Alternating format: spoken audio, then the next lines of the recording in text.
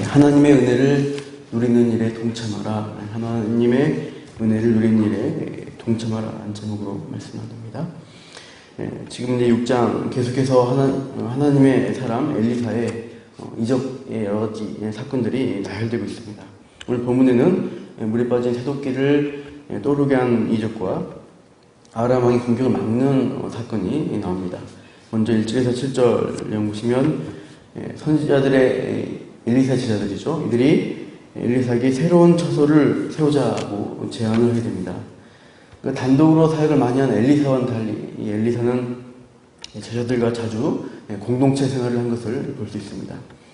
그래서 이 엘리사 선자를 따르겠다고 제자들이 찾아왔는데 처음에는 함께한 사람들, 그러니까 함께 공동체를 이루고 지낼만 했는데 점점 제자들이 늘어난 것 같습니다. 그래서 이 거주하는 이 거처가 많이 좁아진 것이죠. 1절 보시면 우리가 당신과 함께 거주하는 이곳이 우리에게는 좁으니라고 합니다. 그래서 2절 우리가 요단으로 가서 거기서 각각 한 제목을 가져다가 그곳에 우리가 거주할 처소를 세우사이다 이렇게 요청을 하게 됩니다. 그래서 이 2절의 문장을 보시면 새로운 거처 또 더 넓은 집을 이제 만들자는 것인데 이 2절의 문장이 매우 공손합니다. 언어의 의미를 살펴보시면 제발이라는 단어가 있는데 제발 우리를 요단으로 가게 해주세요 라는 좀 굉장히 정중하게 요청하는 내용입니다. 3절도 마찬가지입니다. 청하건대 당신도 종들과 함께 하소서 이런 표현들 청하건대 하면서 당신이 해주시면 정말 좋겠습니다. 이런 공손한 표현을 저들이 사용하고 있습니다. 스승인 엘리사에게 매우 공손하게 대하는 것이고 또 일을 진행할 때 엘리사의 허락을 구하는 그러한 태도를 보여주고 있습니다. 이 제자들은 엘리사를 스승으로 매우 존경하고 존중하는 것을 우리가 볼 수 있습니다. 그리고 엘리사의 대답은 3절 마지막에 내가 엘리사가 이르되 내가 가리라 하고 있습니다. 히브리어는 동사의 말미에, 어미에 변형시켜서 거기에 주어를 표현하게 되어 있습니다. 동사만 써서 내가 어떻게 하겠다, 당신이 어떻게 하겠다 이런 표현을 할 수가 있는데 여기서 이 원어 보시면 문장은 내가 가겠다 해서 대명사 나는 이라는 단어를 굳이 넣고 있습니다. 안 넣어도 표현이 되는데 중복해서 사용함으로써 나는 가겠다, 너희와 함께 가겠다. 그러니까 자신이 이 제자들의 요청대로 함께 하겠다는 분명한 의지를 보여주는 표현입니다. 제자들은 정중하게 엘리사에게 요청을 하고 엘리사는 내가 너희와 반드시 가겠다 이렇게 확실한 답변을 주고 있습니다. 이 제자들과 스승사의 관계를 생각해 보십시오. 이 서로 존중하는 태도가 있고 또 신뢰관계가 형성되어 있는 그러한 스승과 제자의 공동체된 모습을 우리가 볼 수 있습니다. 그런데 이 4절 요단에 이르러 제자들이 나무를 베기 시작합니다. 각각 한 제목씩 구하기로 했죠. 그래서 각각 나무 하나씩 이제 이렇게 구해가지고 집을 지으려고 하는 것인데 5절에 보시면 그 제자 중 한 사람이 그만 새도끼를 물속에 빠뜨려 버립니다. 근데 그 문제는 뭐냐면 그 새도끼가 빌려온 것이라는 것이죠. 그래서 5절 마지막에 이렇게 탄식합니다. 내 주여 이는 빌려온 것입니다.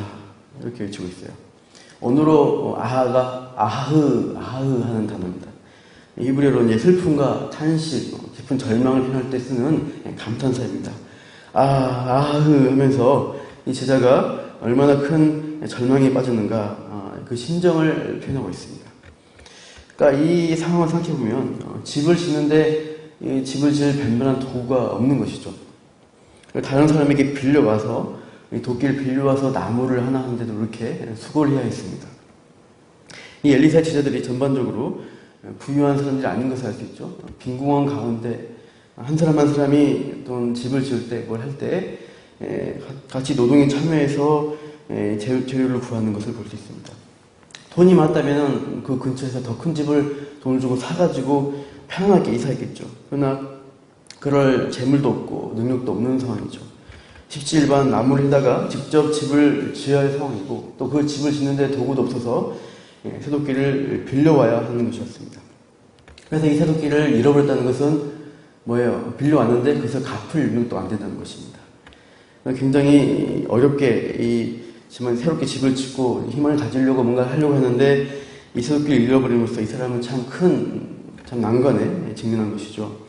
6절 보니까 엘리사가 이제 이 상황 가운데 나서게 됩니다.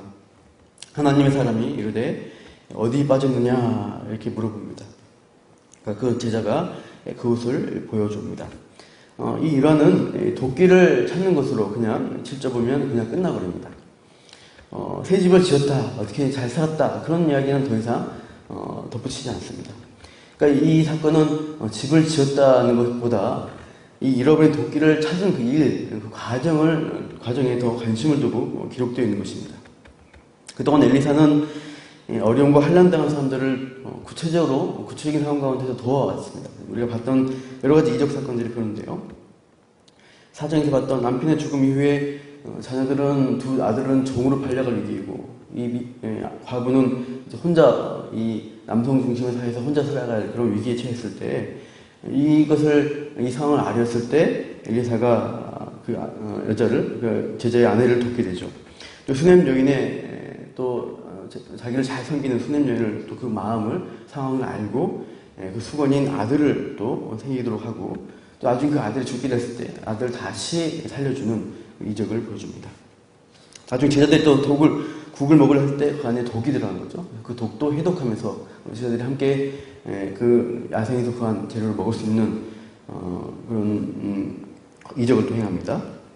엘리사가 이렇게 이적을 행할 때 그냥 말로 해버리고 끝낸 것이 아니라 구체적인 상황들을 파악하고 그 가운데서 진단하면서 해결해 나가는 것들, 또 이적을 하나님의 능력을 나타내는 것을 볼 수 있습니다. 오늘 본문도 그렇습니다. 여기서 그냥 도끼를 본인이 그냥 뚝 능력으로 그냥 건져내는 것이 아니라 먼저 잃어버린 자에게 찾아가서 빠진 위치가 어디냐라고 확인합니다. 그 상황을 파악합니다. 그리고 그 위치를 파악하고 나서 그 제자들이 함께 있는 곳에서 나뭇가지를 베어서 그렇죠, 물에 그 위치에 던집니다.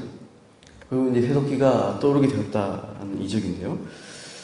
그리고 그 새도끼를 도끼를 빠뜨린 제자가 직접 자신이 집도록 이렇게 시키고 있습니다. 그러니까 우리는 이제 흔히 나뭇가지 무슨 새도끼가 물 위로 올라올 수 있나? 그냥 꺼내면 되는데 굳이 이렇게 나뭇가지를 통해서 좀 이상하게 꺼내는 게 무슨 이유일까 생각이 되는데요. 정확한 이유는 알 수 없습니다. 그러나 예수님이 이적을 행할 때도 보면 어떤 맹인을 신라 못으로 보낼 때 침을 뱉어가지고 흙을 이겨가지고 눈에 바르게 하고 신라 못으로 보내죠.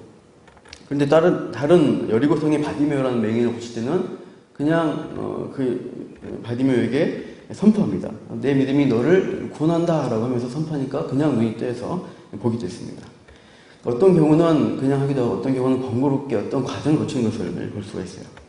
그러니까 상황에 따라서 그 사람에게 이적을 다르게 행하는데, 근데 그 과정을 통해서 그 사람이 어때요? 이 이적 그냥 눈이 떴다, 결과적으로 내가 새도끼를 건졌다, 이것으로 끝나는 것이 아니라 그 이적의 의미를, 하나님이 역사하신 것들을 잘 기억하고 교훈받게 하려는, 교육하려는 의도가 있지 않나 생각이 듭니다.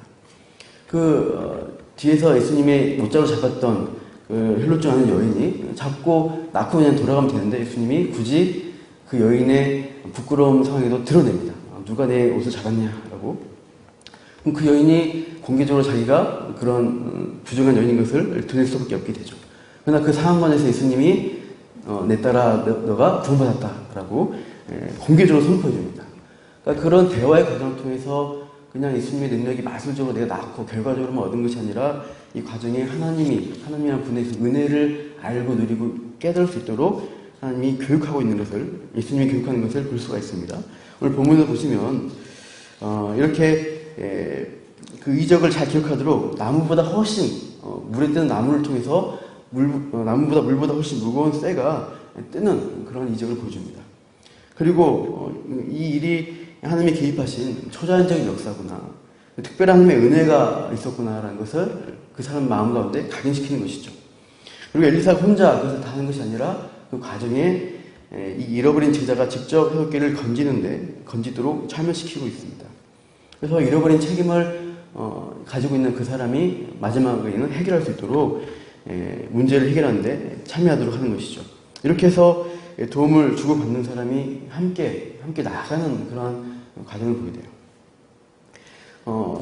우리 1절에서 3절 아까 봤지만 이 공동체가 어떻게 했습니까? 거주지를 옮길 때도 제자들이 먼저 스승에게 이렇게 하겠다라고 공손하게 요청합니다.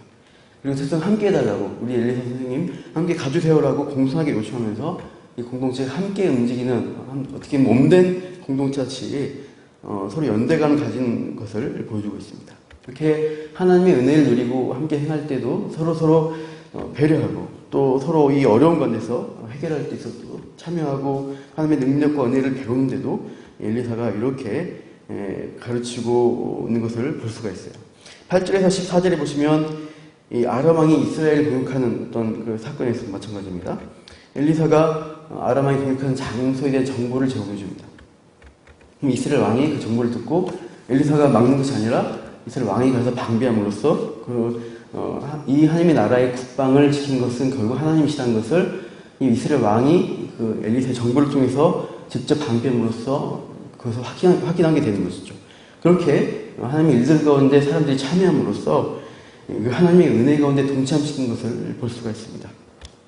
우리도 오늘 하루 살아가실 때 하나님 알아서 하시겠지가 아닙니다. 우리가 어떤 일에 대해서 책임감을 가지고 공동체 함께 움직이면서 또 내가 하나님의 일 가운데 책임감을 가지고 나아가는 가운데서 하나님이 어떻게 내게 은혜를 주시고 일하시는가, 그 안에서 또 우리가 함께 누리고 또 공동체로 함께 나아가는, 그렇게 주님의 일 가운데 동참하는, 또 그렇게 하루를 살아가시는 저와 여러분 되시기를 축원합니다. 기도하겠습니다.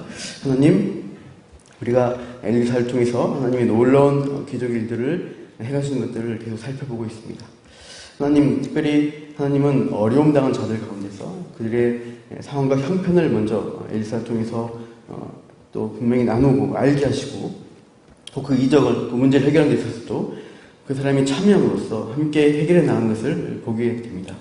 하나님, 오늘도 우리가 하나님의 일들을 감당하며 하나님 말씀에 순종해 나갈 때 우리가 적절히 우리의 일들을 감당하며 또 하나님의 말씀에 순종하며 행할 때 하나님이 은혜 주시고 또 일 가운데서 하나님이 함께 역사하시며 우리를 통해서 은혜를 베푸신 것들을 오늘도 누리기를 간구합니다. 하루하루 살아갈 때마다 주님 그 손길 안에 함께 동행하며 또 우리 아름다운 공동체를 주신 이 공동체 안에서 서로가 함께 하나 되어지는 공동체로 함께 은혜 나누며 감증하는 그러한 또 우리 남게 공동체 되어지도록 또 인도하여 주시옵소서. 오늘 역사하신 하나님을 찬양하며 예수님 이름으로 기도합니다.